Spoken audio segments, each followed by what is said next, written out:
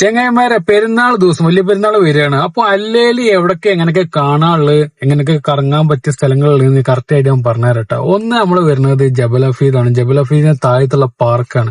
അവിടെ രണ്ട് സ്ഥലങ്ങളിലും ഒരു 4 മണിക്ക് അവിടെ എത്തി കഴിഞ്ഞിട്ടുണ്ടെങ്കിൽ, അപ്പൊ അടിയിലത്തെ പാർക്കിൽ എത്തിയിട്ടുണ്ടെങ്കിൽ അവിടെ എന്താ പറയാ കുട്ടികൾ കളിക്കാൻ പറ്റിയ സ്ഥലങ്ങളും അതേമാതിരി വീഡിയോ ഫോട്ടോഷൂട്ട് അങ്ങനത്തെ കാര്യങ്ങളൊക്കെ ചെയ്തതിന് ശേഷം ഒരു 6:30-7 മണി നിസ്കാരം അടിയിൽ നിസ്കരിച്ചതിന് ശേഷം നേരെ ജബൽ ഹഫീദിൽ കയറി കഴിഞ്ഞാൽ അടിപൊളി ക്ലൈമറ്റും ഓവർ ചൂടുണ്ടാവില്ല.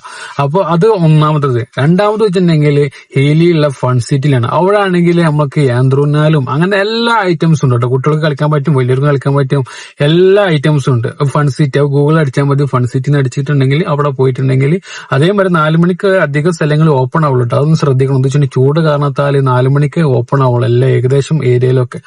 അത് രണ്ടാമത്തെ സ്ഥലം. മൂന്നാമത്തെ നമ്മൾ മാളിലേക്ക് ചിന്തിക്കുകയാണെങ്കിൽ ഫോട്ടോഷൂട്ടിനും അതേമാതിരി എന്താണ് കുട്ടികൾ കളിക്കാൻ പറ്റിയ സംഭവങ്ങളുള്ളത് നമ്മളെ ഒന്ന് ഹല്ലേമാളും രണ്ടാമത് ബവാദി മാളുമാണ്. അതിനുള്ളിൽ രണ്ടിലും കയറി കഴിഞ്ഞാൽ തന്നെ അത്യാവശ്യം ഫോട്ടോഷൂട്ടും വീഡിയോ ഷൂട്ടും അതേമാതിരി എന്താണ് കുട്ടികൾ കളിക്കാൻ പറ്റിയ സംഭവങ്ങളും കാര്യങ്ങളൊക്കെ ഉള്ളതാണ്.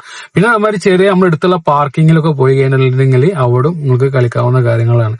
പിന്നെ അതേമാതിരി നിങ്ങൾ പറഞ്ഞു കേട്ടിട്ടുണ്ടെങ്കിൽ നമ്മളെ പെരുന്നാളിന്റെ ടൈമിൽ പുറത്തു വിട്ടിരിക്കുകയാണ്. അപ്പൊ ഞാൻ അതിൽ കൊടുക്കുക, അവൻ പറഞ്ഞിട്ട് കോളാക്കണില്ല. അതേമാതിരി ഈലി മസൂദ് ഏരിയയിലൊക്കെ കപ്പിൾസ് ആൾക്കാർക്ക് വീടൊക്കെ എടുക്കണമെങ്കിൽ ചെറുതായിട്ട് നമ്മൾ ഫോണിൽ എടുത്തു കൊടുക്കുന്നുണ്ട്.